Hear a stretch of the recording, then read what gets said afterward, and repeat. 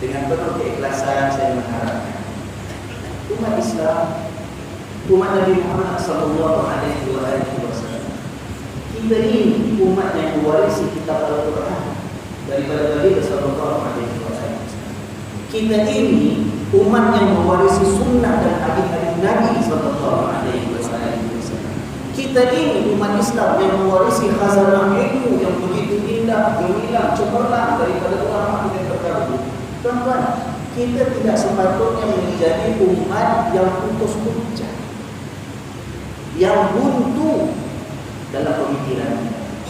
Sebab kita mewarisi khazanah yang begitu indah dan begitu agung. Tetapi apabila kita perhatikan keadaan kita pada hari ini, minta maaf kadang-kadang kita sebagai umat Nabi SAW seolah-olah kita tidak ada sprint dan keputusan dengan pegangan dan kepercayaan agama kita.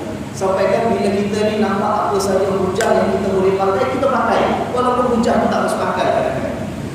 Apa saja kita nak jadikan sebagai argumen kita, hujah kita untuk pertahankan pendirian kita, kita gunakan walaupun kadang-kadang dia adalah selemah-lemah hujah yang boleh digunakan.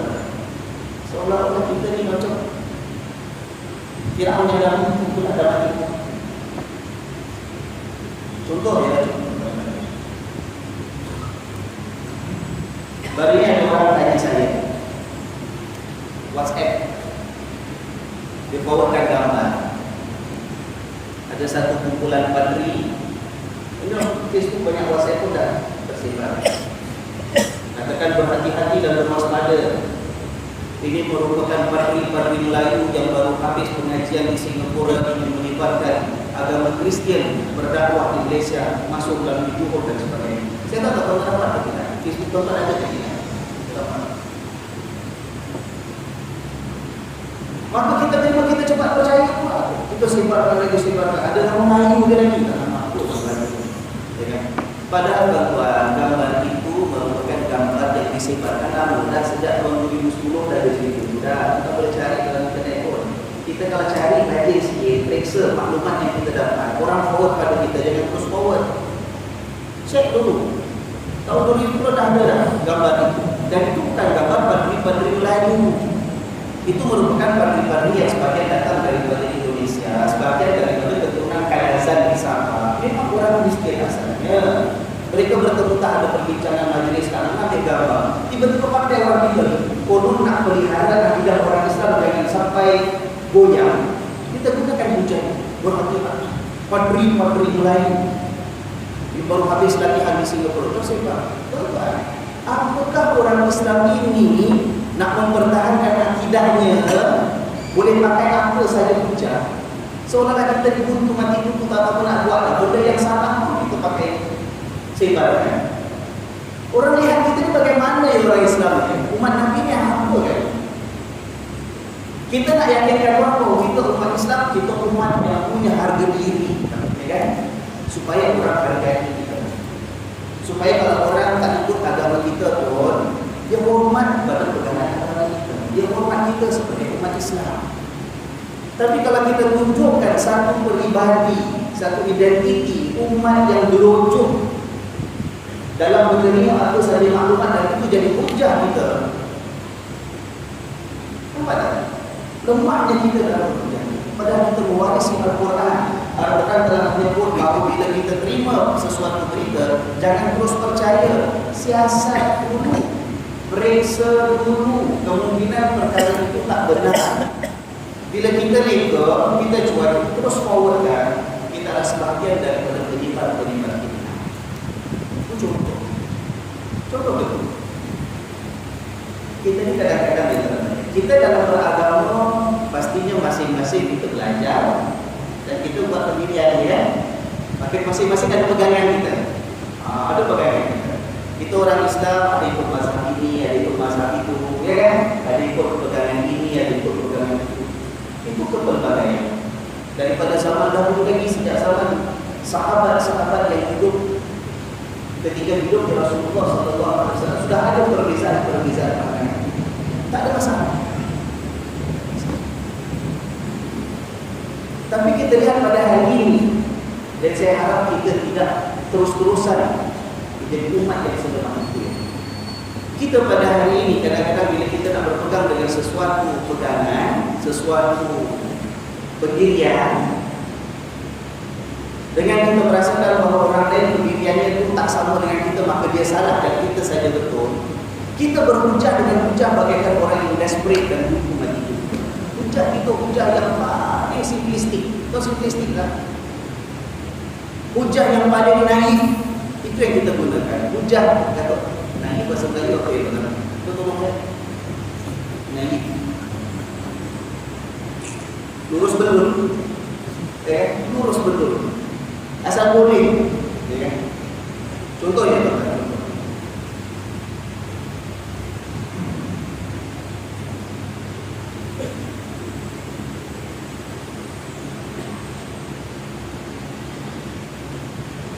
Kata, kalau pada hari ini ada satu kumpulan orang Islam yang melakukan sesuatu perkara yang salah, terang-terangan salah, satu dunia hukum dan satu dunia mengatakan ini bukan Islam, tapi dibuat oleh satu kumpulan orang-orang mengaku sebagai orang Islam. Katakan, bila disiasat tengok, rupanya they have one common factor. Ada satu ciri yang sama dimiliki oleh orang-orang. Kita tengok antaranya dikatakan, wah mereka ini berpegang dengan beberapa satu pokok ilmuwan dalam Islam. Orang-orang tertangkap, orang ganas, orang ekstremis, teroris, siasat-siasat, mereka ini punya pandangan ikut dengan satu alim ataupun satu imam atau satu pokok dalam agama. Lalu kita buat rumusan. Oleh kerana orang-orang ini, orang buat salah ini semua ikut pendapat dia, maka pendapat dia mesti semuanya tak betul. Dia jadi punca orang-orang semua jadi maklum. Maka dengan itu kita pun sebarkan statement mengatakan orang ini, pokok ini tak boleh kita pakai. Bahaya sebab kalau kita pakai pendapat dia, kita pun akan pun jadi orang-orang yang teroris juga seperti yang lain. Tuan-tuan, ini hujah yang naif, hujah yang simplistik. Kita mewarisi ilmu, kita mewarisi Al-Quran, kita mewarisi hadis Nabi sallallahu alaihi wasallam. Kita telah dibangunkan sebagai satu umat, sebagai sebuah umat, keupayaan untuk melihat, meneliti, mengkaji dan buat penilaian. Bahawa dalam bab agama, pegangan agama, kalau ada perbezaan pendapat, kita mesti berlaku adil. Kalau ada seorang itu yang pendapat tak sama dengan kita, jangan terus mengatakan dia salah, kita betul. Kena siasat. Kemungkinan ada pendapat dia, satu dua yang tak sama dengan kita tak tepat. Tapi taklah bermakna tak boleh baca langsung pendapat dia. Tak boleh mengatakan dialah punca orang lain supaya jadi sesat. Ini tidak bersifat amanah dalam ilmu. Tapi kita kadang-kadang macam itu. Mungkin orang tak faham maksud saya. Saya terangkan sekali lagi dengan penuh ketegasan sebab saya ingat saya sebagai seorang ustaz dan saya merasakan satu amanah untuk berusaha bersama-sama dengan masyarakat membangunkan diri kita, identiti kita, marwah kita sebagai umat dan masyarakat yang canggih dalam pemikiran. Kalau bisa pendapat tak ada masalah, tapi yang canggih dalam pemikiran. Bukan orang yang pegang dengan satu pandangan tapi gunakan hujah naif seperti ini. Contoh saya terangkan. Mungkin ada satu tokoh kontroversial saya sebut, saya terangkan. Katalah Al-Imam Ibn Taimiyah. Imam Ibn Taimiyah. Sekarang kalau kita lihat, kerana dalam suasana orang yang menolak keganasan, terorisme dan sebagainya, maka terdapat pandangan yang memberikan seolah-olah bahawa semua punca terorisme ini adalah bersumber daripada Imam Ibn Taimiyah. Maka kerana itu Ibn Taimiyah buku-bukunya tak boleh baca, pendapatnya tak boleh pegang, masalah pun nanti semua kita jadi pengganas. Pada saya itu hujah yang simplistik dan naif. Kita mewarisi khazanah ilmu yang sepatutnya menjadikan kita matang. Kita kena kaji penulisan itu. Jangan kata Ibn Taimiyah, siapa pun tokoh ulama kita yang lain. Siapa? Kalau kita tidak bersetuju dengan pendapat seorang tokoh, bersifat adil. Jangan terus mengatakan pasal dia tak sama dengan kita, pendapat kita tak sama dengan dia, sesat, siapa baca buku dia semua jadi sesat, semua jadi pengganas. Islam tak mau melihat umatnya jadi umat yang begitu sekali lurus betul dalam bentuknya. Kalau orang nak menilai Ibn Taymiyah, dan ini yang saya rasa satu perkara yang kalau kita tak berhati-hati tidak akan menjadi budaya. Contoh, mungkin ada yang tak dapat tangkap apa saya katakan ini. Kita tidak mahu berterusan menjadi satu umat yang membangunkan satu budaya berfikir yang malas. Ibn Taymiyah punca orang menjadi pengganas.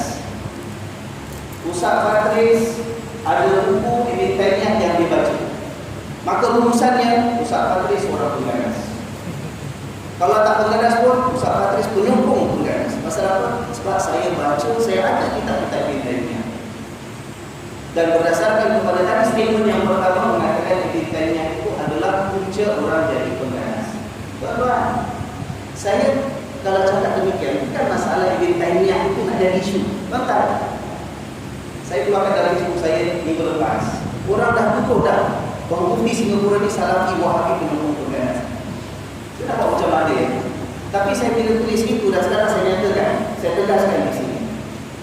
Saya bukan cakap masalah Ibn Taymiyah itu bukan isunya, tapi isu ialah kita nak sama-sama golongan asatidzah yang membimbing masyarakat yang bersama-sama nak menegakkan agama, nak membangun identiti agama.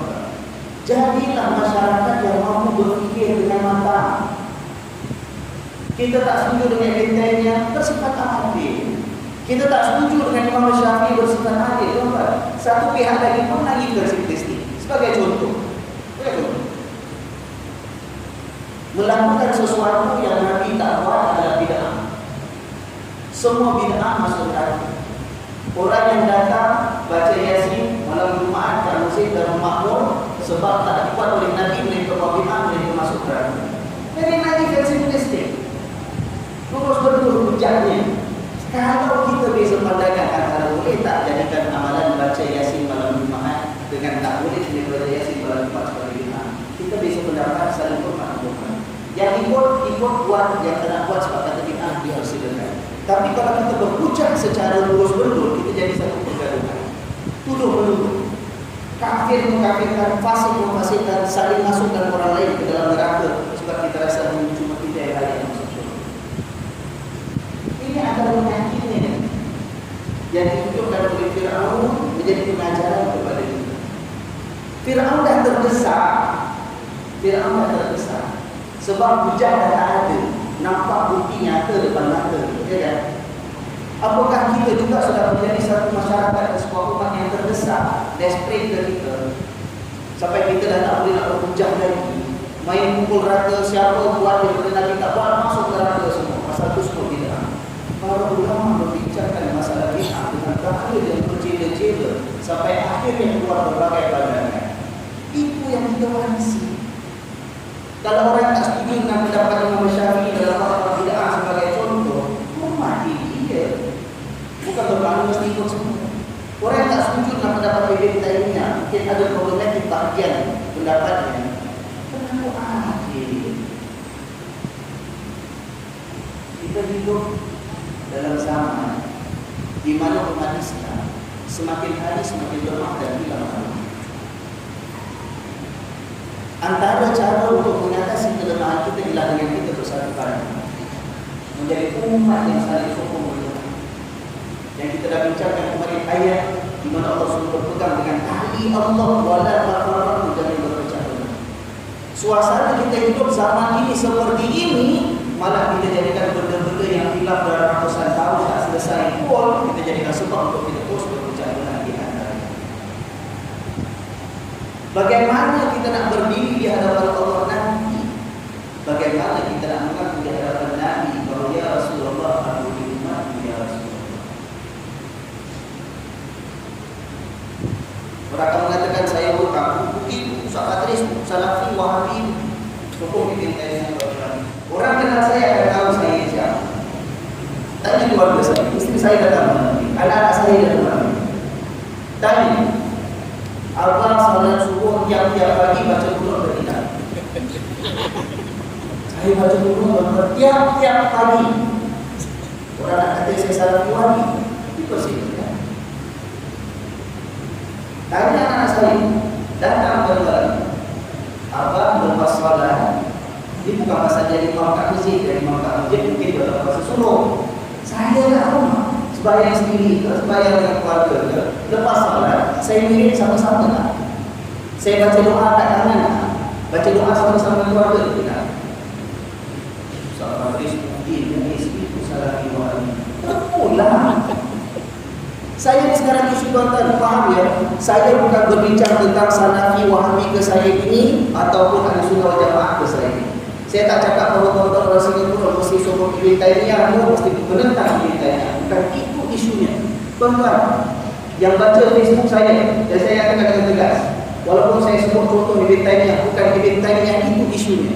Tetapi bagaimana kita ini bersama bergerak sebagai sebuah umat ketika kita berhadapan dengan krisis dalam dan kelemahan kita sendiri. Kita terus-terusan menjadi umat yang malas berfikir. Bila kita malas berfikir, kita lebih beremosi terus salahkan orang lain yang tak sama dengan kita. Padahal kita mewarisi khazanah ilmu yang begitu tinggi, yang seharusnya menjadi lebih tinggi. Boleh faham tak? Kita bukan umat yang desperate dalam hujah. Kita bukan umat yang buntu dalam kita berhujah dengan dalil-dalil. Tidak. Bisa pandangan tak ada masalah. Bersifat adil lah. Bila kita bertitik tolak dengan keinginan untuk mencari perbezaan, maka kita akan nampak ada perbezaan. Kalau ada persamaan antara kita, ini persamaan tak cukup untuk kita bersama. Tetapi yang saya nak ajar ialah marilah kita bertitik tolak daripada keinginan dan kesungguhan untuk bersama. Bila kita bertitik tolak daripada keinginan untuk bersatu, dan itulah perintah Allah dan Rasulnya, kita akan dapat mencari banyak persamaan yang ada. Kalau ada perbezaan, perbezaan itu tidak cukup untuk memisahkan dan memecahkan. Mudah-mudahan kita faham bersama. Alhamdulillah, saya melihat bahawa masyarakat secara umumnya faham perkara ini.